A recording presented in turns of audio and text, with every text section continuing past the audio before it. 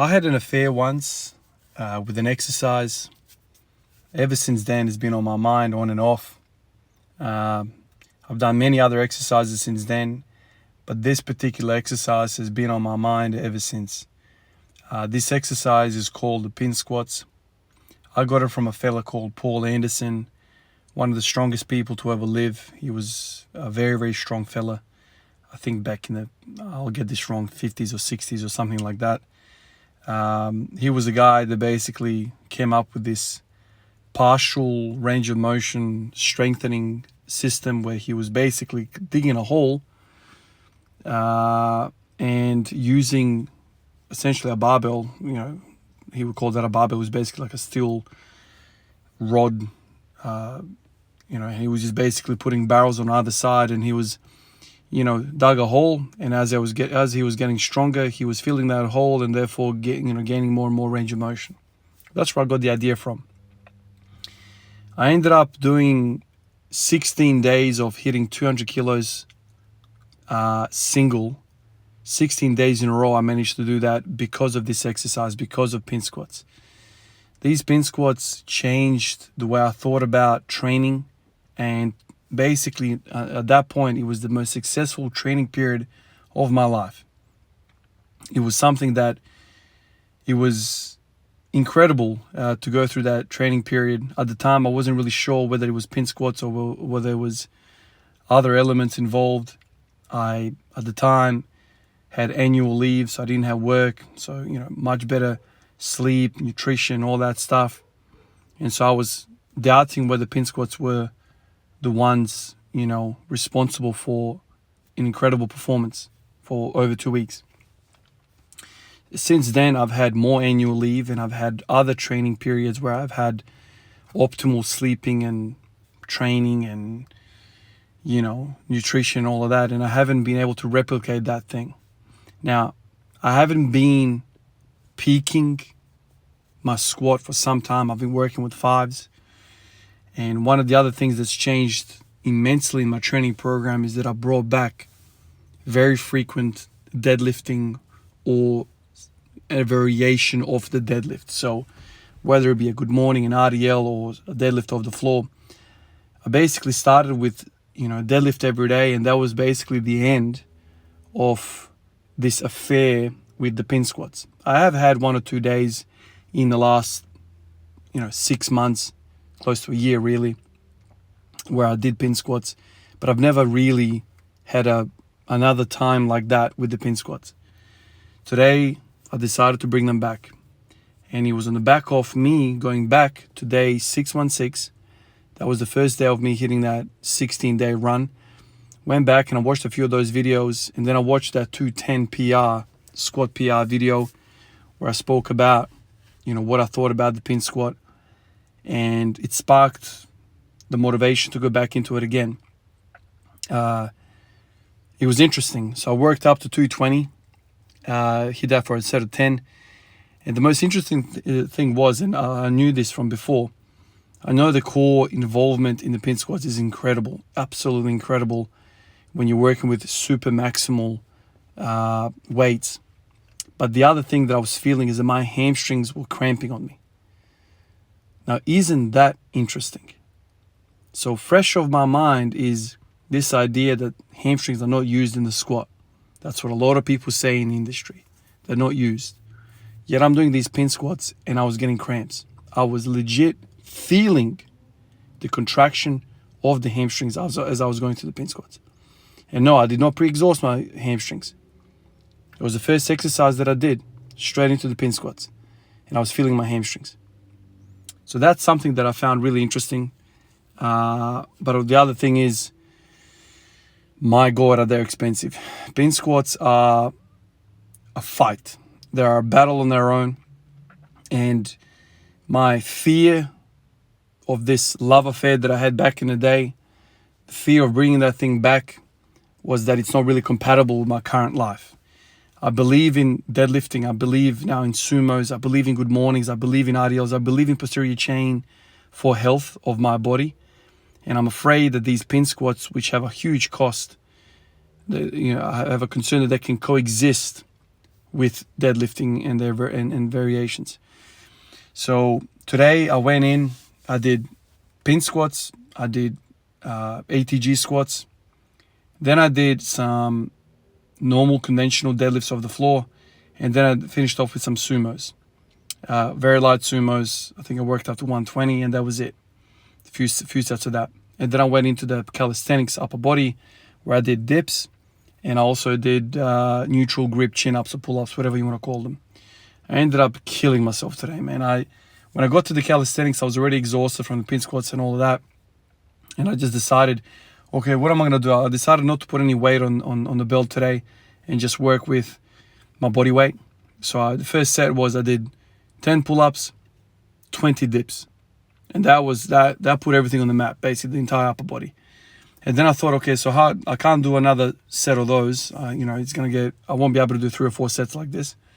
So then I went, okay, so why don't I do the next set? I'll do 9 pull-ups, 18 dips. The following set I'll do 8 and 16, 7 and 14, 6 and 12, and just keep going all the way down to 0. And that's what I did. I ended up doing, I think I calculated something like 110 dips and 55 pull-ups or something like that. I remember I was trying to calculate it in the gym. It was a lot of work, man. It was a lot of work, and a few of those sets I was failing in the dips. So I had a few bites of those sets. I'm exhausted. Right now I'm exhausted, and I'm thinking, my God, how am I going to work out tomorrow? I'm really exhausted. So right now, I'm trying to put everything together. Everything that I've learned in the last year. Pin squats are top of the list when it comes to my success. This posterior chain work is still on very, very high on the list. So I'm trying to merge those two ideas into this behemoth of a plan. And I'm going to try and juggle these two juggernauts into a plan. I'm going to try and massage these two ideas. So right now what I'm thinking is I'll do pin squats every other day. And I will do sumo for volume on the other days.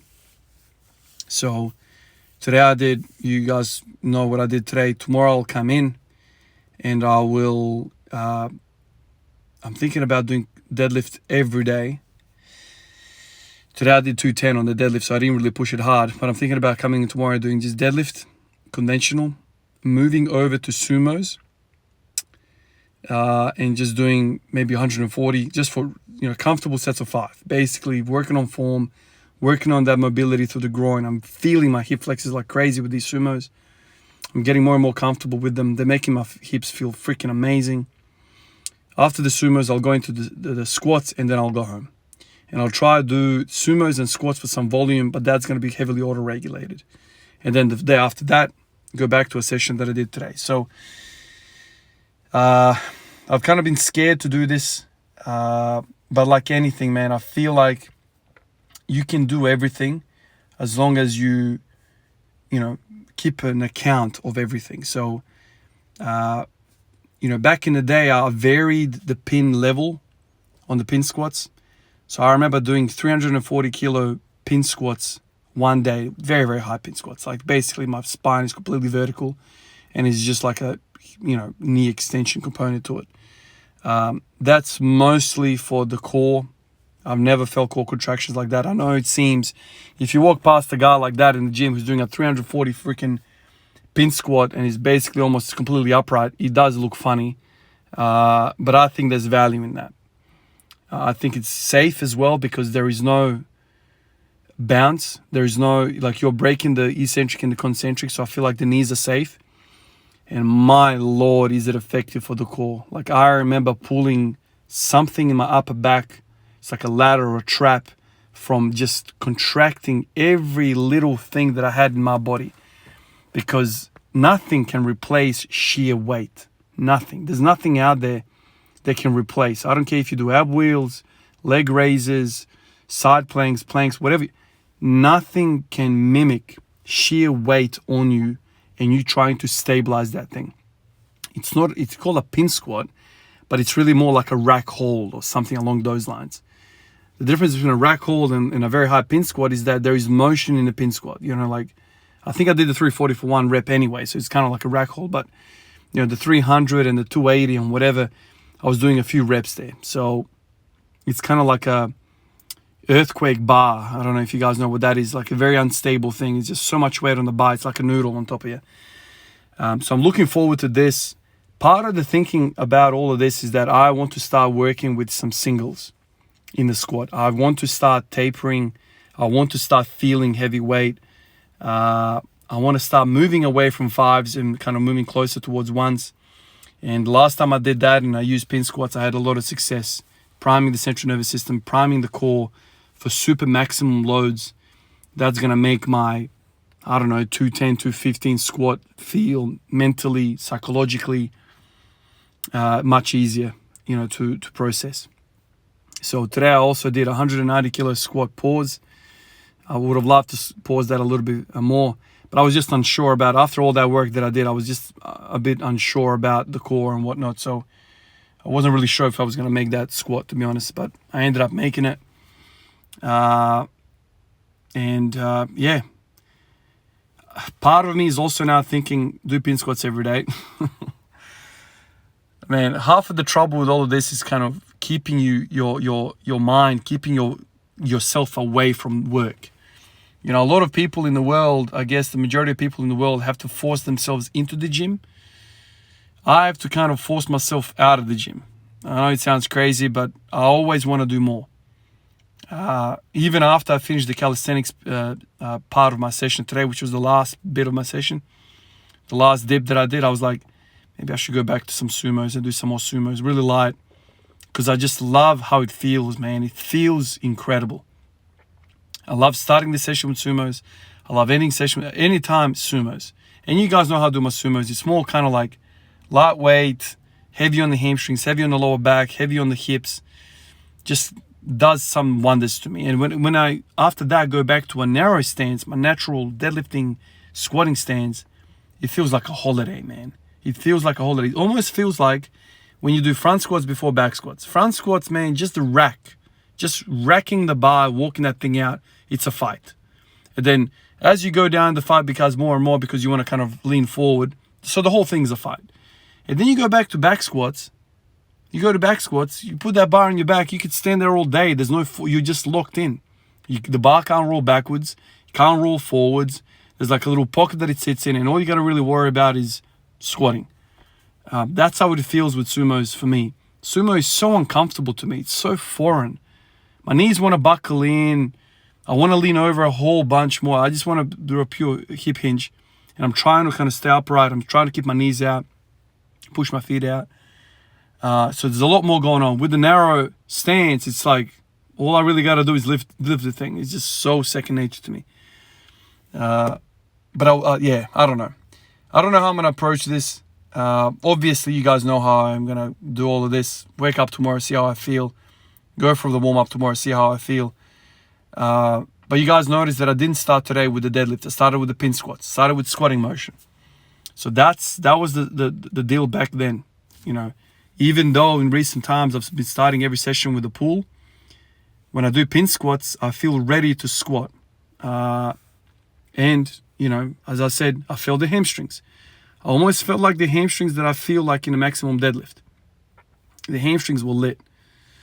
Really, really weird. So as I was kind of going through the sets and the reps, as the weight was getting heavier and heavier on the pin squats, I felt like the hamstrings are getting worked. It's weird, man.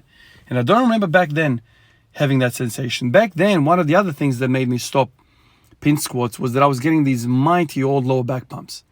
Like lower back pumps from hell. So much so it was like debilitating. Not pain, not discomfort, just pumps. Like you would get a bicep pump. That's what I was doing. And I remember back then I was trying to think through that problem by doing leg raises, crunches. I remember doing psoas curls, and I ended up eventually going to hyper 45s. I'm just basically telling you the whole run from about 9 months ago. That's kind of how I ended up into posterior chain again, heavy posterior chain. And then as I was doing a lot of posterior chain, my lower back pumps disappeared. But at the same time, I stopped the pin squats. So it will be interesting now that I'm reintroducing the pin squats, and I'm also doing a lot of posterior chain work concurrently, whether these two will match each other up and cancel each other out. Because obviously when you're doing pin squats, especially in a quarter squat position that I like to do them in, it is very anterior dominant. Let's be honest. It is very heavy on the quads and the front of the core. That's what I feel. However, there's a lot more things going on. As I said, I feel the hamstrings, I feel the glutes, I feel everything. But because of that verticality of your torso, it's more anterior dominant. And so I just wonder if you do a lot of that and you forget about the posterior chain, there's an imbalance, and then your lower back starts to give out, maybe it starts to arch too much, I'm not sure. And then you start getting these lower back bumps. But now that I'm doing freaking deadlift every day, and for some volume with the sumos, which are really cheap for me right now, I wonder whether they can complement each other and send me to the next level. So it's good to feel heavy weight on my back again. It's good to do all of that again. Let's see if I can measure everything together. So the next little period, you guys might see me doing a whole bunch of, singles, pause singles. The reason why I like pause singles right now is because it keeps the weight down and it gives me confidence. It really does give me confidence. So today I did 190 for one. I haven't done 200 kilo squats for quite some time now because I've been doing fives and whatnot. But doing 190 with a nice little pause gives me confidence that I can get maybe 205 tomorrow. Do you know what I mean? Like, it's just that confidence thing. The confidence is a big part of me, man. Like, every time I approach the PR on the squat, it's just the heart goes crazy, the motions, psychology comes into it, and you almost need to kind of get into a rage to make the lift. But I'm excited. You guys know what this is about. All this stuff is good, man, but doing singles on the squat is my favorite. That's what Ivan is playing like a child, man. That's what I wanted all of this to be every single day. I tried that for basically a year straight, hitting daily singles on the squat. I ended up hurting myself. So now that I'm doing a whole bunch of posterior chain, maybe that can insulate me to tolerate these heavy singles in the squats that are going to come up in the next training kind of block, if you will. Anyway, guys, that's where I am right now. That's the thought process right now. I'm going to combine everything I have, my best recipe, squatting recipe. You guys will see it now come up. And I really want to see where this can lead. I want to thank Tim. I can barely see the name. I want to thank Tim. He's the latest Patreon supporter. I want to thank you. I want to thank everyone else on the list. Some great discussions in YouTube and Instagram as well. You guys are literally the fuel for these videos, man. Literally, you guys are the fuel. A lot of these videos, if you guys didn't interact with me like you do, a lot of these videos will probably take a different kind of turn. Maybe not so long and whatnot. A lot of these thoughts I record in my training log, even though I started doing these videos back in the day for my own self, literally to see what I can, do. And then in 5 years' time, I can review it and see where I've come from. So I record the videos to see what I'm doing. I talk into these videos so I can see where my mind is at. That's kind of what the thought initially was. And then more and more people started getting involved in the community. And so I find these videos are getting 20 minutes long now. And I enjoy doing them. But you guys are the fuel behind these podcasty type videos where I just literally talk about everything that's on my mind. And I give you guys my working out process in my mind. Anyway, guys, that's all I got for you tonight. I'll catch you guys tomorrow. Peace out.